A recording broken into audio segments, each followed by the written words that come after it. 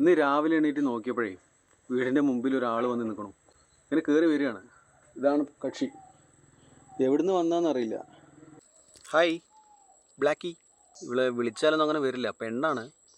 ഞങ്ങളുടെ വീട്ടിൽ 2 പട്ടികളുണ്ടായിരുന്നു. ഒരു 2 മാസം മുമ്പാണ് രണ്ടിനെയും വിഷം വെച്ച് ആരോ കൊന്നു. നല്ല വിഷമമുണ്ടായിട്ടുണ്ട്.